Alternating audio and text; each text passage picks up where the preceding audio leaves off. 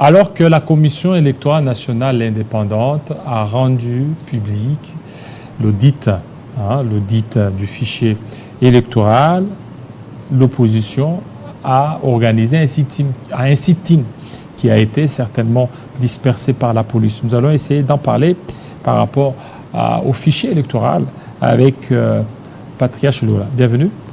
Merci beaucoup. Déjà, les signes sont en train d'être visibles qu'il y aura bel et bien élection en 2023 à la fin de cette année. Bon, je ne suis pas la CENI pour vous donner la réponse de oui ou non. C'est la CENI qui s'occupe de l'organisation des élections.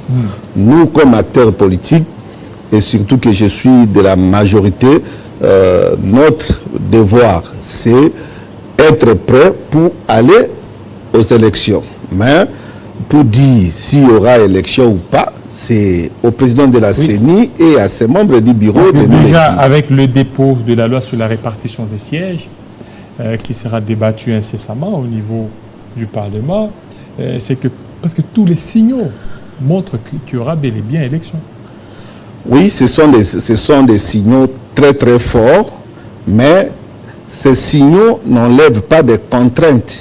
Il y a des contraintes qui ont été dites par les bureaux même de la CENI et qui jusqu'alors, ces contraintes ne sont pas encore levées et elles sont là. Mais pour nous, ce qui est essentiel et important pour nous, c'est le fait qu'ils ont publié. Ils ont publié malgré. Et dans cette publication, nous personnellement, nous sommes un peu très gênés. Gênés, pourquoi? Parce que c'est une habitude. Nous avons toujours été sacrifiés, nous, la province de la Tchouap. C'est une province comme toute autre province. Ça, je l'ai toujours dit. Ce n'est pas parce que nous sommes la dernière, suivant l'ordre alphabétique, que nous devrions être la dernière dans tout. Comment vous pouvez penser, si vous prenez les statistiques que la CENI a communiquées, vous comparez aux statistiques de la législation passée, si ce n'est pas les mêmes, les statistiques de la législation passée sont supérieures à des nouvelles statistiques. Signifie l'opération de nettoyage et tout ce qu'on a fait entendre aux gens, ça n'était que pour la Tchouapa et d'autres petites provinces là. Si on vous a dit qu'il y a eu des doublons, il y a eu des mineurs, c'est dans ces provinces-là. Mais comme Kinshasa, Katanga, et Est du pays, là où les gens meurent chaque jour, là il n'y a pas de doublons, là il n'y a pas de mineurs qui s'enrôlent. Parce que quand vous prenez, vous allez voir. Prenons l'exemple du territoire de Massimanimba, Jean-David. Le territoire de Massimanimba, même si vous prenez le nombre d'enrôlés par rapport au siège attribué, c'est un problème.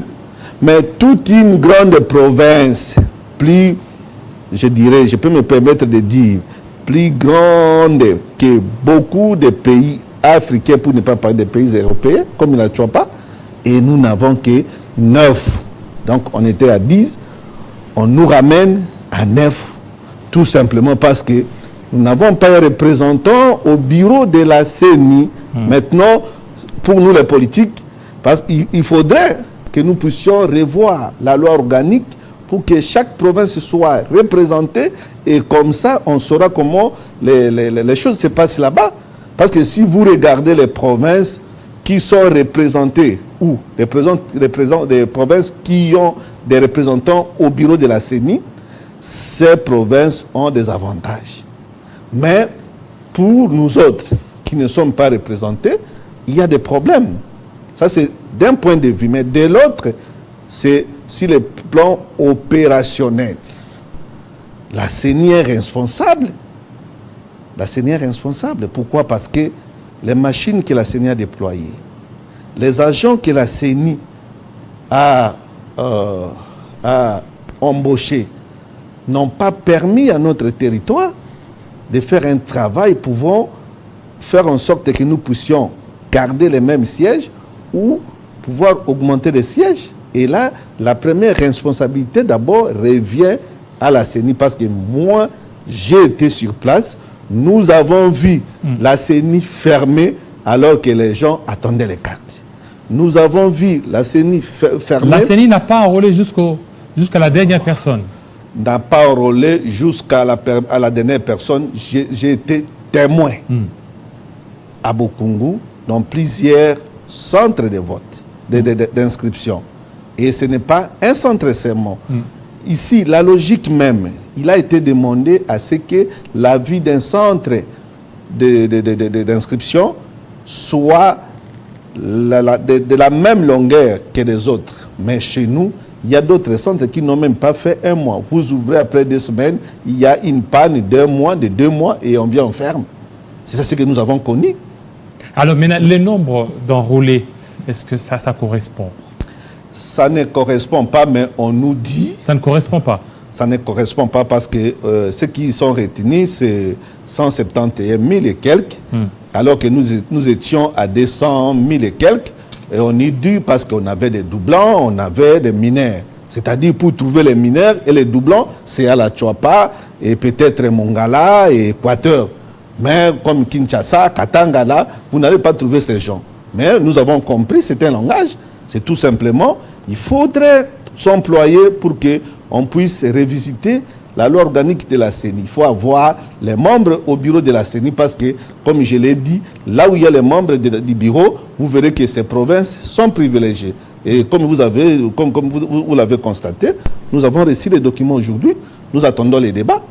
Je vais illustrer un exemple éloquent. Les débats sur la répartition de sièges. Si la répartition des sièges. Vous allez trouver une circonscription électorale comme Massimanimba. C'est combien de personnes pour autant de sièges? Ça ne correspond pas. Comment ça a été fait? Ce n'est pas d'emblée. Il y a déjà un exercice qu'on a mis en système. Et la législature passée, vous étiez un homme de combien? Parce que... Nous, on a toujours été à 10. Et c'est la première fois qu'on revienne à 9. À 9, oui. J'ai dit, il y a eu combien d'enrôlés? Parce que ça, vous avez parlé de 171 000. On était dans les 800 000 et quelques, mais cette fois-ci, c'est un peu en dessous. En dessous. Donc, cette fois-ci, c'est 9 sièges. 9 sièges. Donc, on a réduit. Donc, il y a eu moins d'enrôlés. Il y a moins d'enrôlés. Donc, vous n'avez pas sensibilisé les électeurs. Nous avons sensibilisé. Moi, je vous dis, je suis arrivé le 18, je crois, le 20 janvier. Vous êtes fait enrôler, d'ailleurs. Je dois m'enrôler là-bas. Il y a aussi un problème aussi. Il y a des gens qui se prétendent comme des candidats ici et qui n'ont pas des cartes de Bokungu, par exemple, ou de Bwende. Ils restent à Kinshasa et c'est aujourd'hui qu'ils ont le plaisir d'aller se porter comme candidats. Et ça, c'est aussi un problème parce que ce sont des gens qui ont délibéré de ne pas nous donner la force pour qu'on puisse augmenter le nombre de sièges. Mais aujourd'hui, ils sont candidats. C'est ainsi que, je crois, la population doit comprendre, ne peut être candidat que celui qui s'était enrôlé à Bokungu. Là, vous m'excuserez de dire en lingala parce que je sais, la population de Bokungu et de la Tchouapa me suivent. Bande kosoki mutu ayaki kosorole pana bisote. To komi na kozanga siège moko parce que bandeko ya biso obayebi ke bangonde baza plus populaire, bangonde bayebani, bangonde basengeli kozwa pouvoir, basengeli ki ba s'enrôler. Lokola baya kite parce que bayebi ke mokolo ya dépôt ba ko s'enrôler mais ba ko tanga bango te répartition salami baza déjà moins. Batuwana il faut bo fungola misu bo yamba bango te ba sepeli na mboka te pe balingi mboka na biso te. Voilà. Et à Bokungu, il n'y a pas que cette histoire d'enrôlement, il y a beaucoup d'histoires là-bas, histoire aussi des paiements des agents. Les paiements des agents, c'est un problème sérieux. Ici, je crois, je suis en train d'organiser une motion d'information et comme président du COKIS, des députés de la Tchouapa, nous allons voir des responsables du pays. Vous n'allez pas accepter ou imaginer ce qui se passe en particulier à Bokungu et en général à la Tchouapa. Aujourd'hui, lorsque nous parlons avec vous, 3 mois que l'État a payé, mais cet argent n'est pas arrivé à Bokungu. 3 mois. 3 mois. Si je parle des enseignants qui sont payés par IFOD, ici c'est 5 ans, Caritas c'est 5 ans. Et d'après nos investigations, on nous dit Parce que la banque avait servi de petites coupures et comme l'argent part par les petits porteurs, c'est difficile de pouvoir transporter cet argent. Mais 3 mois. Alors que les salaires, c'est quelque chose qui doit être fait chaque mois. Mais aussitôt que le gouvernement s'emploie pour faire les nécessaires, on paye régulièrement, mais aujourd'hui, 3 mois, les gens de Bokungu ne sont pas payés, les gens de Djol et Ikela, tout simplement parce qu'ils sont pris en charge par la banque d'IFO de Caritas. Ce n'est pas normal et là c'est un sabotage aux actes ou même aux belles initiatives que le gouvernement est en train d'initier. À côté de cela, si on prend même les paiements pour ceux qui sont payés, on avait commencé par Raobank et comme Raobank n'avait pas cette volonté de s'installer à Bouende, ce sont les députés qui étaient allés voir le président pour qu'on puisse changer les banques. Curieusement, comme on pensait à Freeland, parce que c'est notre banque de l'Assemblée, la Freeland a employé un sous-traitant. Et il fallait voir comment les gens sont payés à Bokungu, Ikela et Djol. C'est dans les poches de quelqu'un. Et ceux qui payent ne sont ni agents de la banque, ni agents de l'État. C'est très, très dangereux. Ça, je l'ai dit. Et ils touchent toujours, ils sont payés toujours en retard. En retard. Et aujourd'hui, comme nous les députés, nous portons un grand fardeau. Parce et la bancarisation qui a été... La bancarisation, c'est une histoire qu'on a initiée pour les villes. Pour les villes. Pour les villes. Et là-bas, qu'est-ce que vous faites? C'est ce que je vous dis. Et l'argent vient comment? L'argent, c'est... À partir de Caritas? Non, ici, pour l'enseignement, c'est Caritas.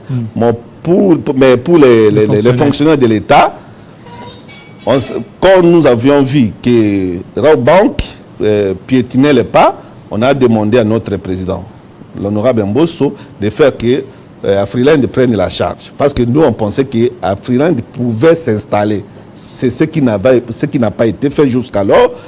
Afriland a préféré de travailler avec un sous-traitant qui emploie les personnes non identifiées, qui marchent avec l'argent de l'État dans leurs poches, dans leurs valises, pour donner, oui, à n'importe qui ou de n'importe quelle manière. Donc, nous devons arrêter ça immédiatement dans les jours qui suivent, parce que ce n'est pas normal et cela se fait toujours en retard. Ça se fait en retard. Ça se fait toujours en retard. Oui. Il y a cette problématique de la banque, cette problématique de la paie, des enseignants. Mais vous, en tant que député, qu'est-ce que vous faites par rapport à cette situation?